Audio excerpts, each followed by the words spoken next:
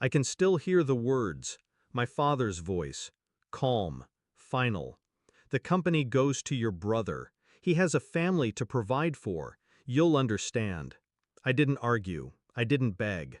I just stared at the old man who mistook bloodline for competence. At the brother who couldn't balance a checkbook, let alone run an empire I'd built from dust. $110 million. 15 years of my life.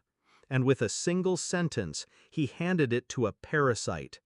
Growing up, my brother was always the golden child, the one with the charm, the smile, the ability to fail upwards. I was the one in the shadows, the one who worked, the one who bled for everything. I built that company brick by brick. I worked the nights, signed the deals, cut the losses. My father sat in the boardroom, pretending it was still his hand steering the wheel. My brother showed up once a quarter, bragging about ideas he stole from TED Talks. And yet, when the time came, it wasn't about loyalty, it wasn't about merit, it was about children, his legacy. As if my life's work meant less because I never brought someone into the world to use as leverage. Betrayal doesn't scream, it whispers. It was in the way my father stopped answering my calls at night, in the way the boardroom shifted toward my brother, even as he butchered numbers, in the way contracts began to pass through his desk instead of mine. By the time I heard the official decision, the betrayal was already complete. But I didn't rage, I didn't collapse, I planned. First, I studied my brother, his routines, his weaknesses. He had plenty. Women, gambling, a taste for shortcuts that rot men from the inside. Then, I studied my father. The empire was his pride, but he'd grown blind to the rot inside it. He only cared about headlines, legacy, the illusion of strength. He never noticed when I started pulling at the threads. Step 1. Exposure. I leaked my brother's gambling debts to a creditor I knew wouldn't stay quiet. The story spread, small at first, then louder. Investors started asking questions. Step 2. Erosion. I let a few key contracts slip through his hands, deals he was too careless to secure.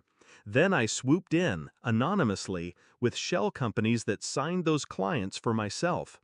Quietly, piece by piece, I stripped the empire of its crown jewels. Step 3. Betrayal of trust. I introduced a consultant to him, an actress on my payroll. She whispered ideas into his ear, convinced him they were his own. He paraded them to the board. Every one of them failed. His credibility bled out in public, while she fed me everything. Within a year, the empire my father handed him was a hollow carcass. The press called him reckless. Investors called him incompetent. My father called him a disappointment. I waited until the fire was at its peak before I revealed myself.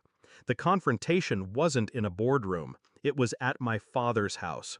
The old man sat in his leather chair, my brother pacing like a caged animal, ranting about betrayal and enemies. I stepped through the door, calm, controlled. "It was you," my brother spat, face red, sweat dripping. "You ruined me." I didn't deny it. I didn't need to. I looked at my father. His hands trembled on the armrest. "You gave him my empire," I said. "You thought children would make him a man. You thought bloodline would make him worthy. Now you see what you created."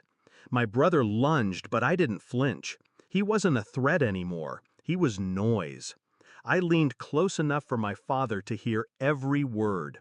"I built it once, I can build it again.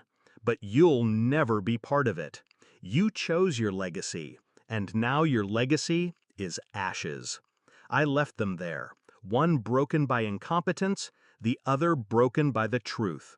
My brother's name is mud in every circle that matters. Creditors hound him. His so-called friends vanished. He has his children, yes, but they'll grow up watching him fail, watching him sink. My father? He lives with the knowledge that the empire he betrayed me for is gone. Not because of the market, Not because of luck, because of me. People ask if I regret it, if I feel guilty for destroying my own blood. But here's the truth. Family is not sacred when it betrays you. Blood is not thicker than betrayal. I didn't burn down their empire. I just let them choke on the fire they lit when they underestimated me. And when I look at what I've rebuilt, leaner, sharper, untouchable, I feel nothing but clarity. They gave away my crown, so I built myself a throne of their bones.